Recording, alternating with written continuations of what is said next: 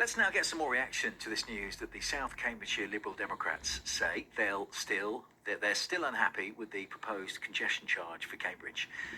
The Greater Cambridge Partnership have revised proposals for the charge, which would now only be implemented at peak times, and see more exemptions and residents having 3 days where they don't actually have to pay. What we thought we'd do is we'd speak to Phil Rogers, who is a political blogger in the city, and he joins us now. Good afternoon, Phil.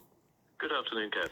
Firstly, what do you make of this? What do you think the Lib Dems have sort of suddenly started saying they're concerned about it? What do you make of that news? Well, we had the new proposals come out Friday last week, and I think behind the scenes there's been a lot of debate going on both in the Lib Dems and in Labour as to how to respond to it. And I have heard from a Lib Dem source that the Lib Dem councillors on South Cambridgeshire had a private meeting on Tuesday and decided against supporting the revised proposals. They said there was a wide-ranging debate, but a clear majority felt the new proposals were not going to get popular support.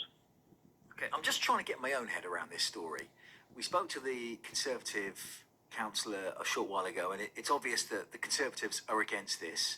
It seems to me that the Labour Party are in favour of this, and the Liberal Democrats were, but they've now got concerns. So where would the plans for the congestion charge be left without the Lib Dem support? Could the congestion charge still progress? Well, it really needs support from both the Labour and the Lib Dems. It's being put forward by the Greater Cambridgeshire Partnership, and that's really a coalition of three councils. We have South Cambridgeshire, which is run by the Lib Dems, Cambridge City, which is run by Labour, and the county, which is jointly run by both of them. And really, without both of them behind it, it's just not going to go ahead. Where would that leave plans to improve public transport and buses into the city? Well, it really would be back to the drawing board, and I think they'd have to look at a range of other possible sources. But we have also had quite strong statements against the plans from a couple of Lib Dem parliamentary candidates, both Ian Sollom and Pippa Halings. And Ian Sollom was saying the GCP proposals need to be put aside and alternative solutions like a workplace parking levy be developed. And Pippa Halings is saying she urges the GCP to go back to the drawing board and rethink the solutions. So it really is sounding like there's more Lib Dem voices coming out against the plans now.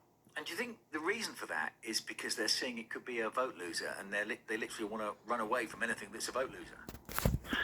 Yes, I do. I mean, I think in recent local elections, they've certainly had a lot of pushback on the doorstep, and a lot of their campaigning has been around how that they don't like the details of the last proposals, and those have now been pretty heavily revised, and they're raising only about a third as much money as they were going to before.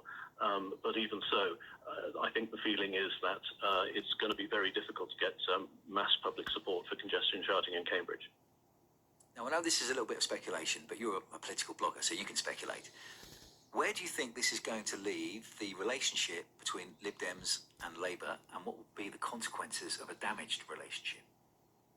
Well, I think it's going to be pretty tricky. I understand the Labour councillors in Cambridge are still sort of working on agreeing what their position is going to be going forward, but it's politically quite difficult if one side wants to go ahead and the other side doesn't, because it really needs both of them pulling together to see it through. But just expand on that thought. What would be the consequences of that? What would you envisage happening? Well, I think they're both going to want to continue running the county council together. We don't have elections there until 2025, so I would imagine the current alliance between Lib Dem, Labour and some independents on the county would continue, but it's certainly going to be a difficult sort of situation. And just finally, what do you think is going to happen in terms of this congestion charge? Is it going to happen, or isn't it going to happen? Well, I have to say my expectation was it was probably going to go ahead with the revised proposals that we heard last week, but given what I've heard this morning, I think the odds are probably against it now, but we'll wait for definite confirmation on that. Thank you for joining us, Phil. Appreciate it. Okay.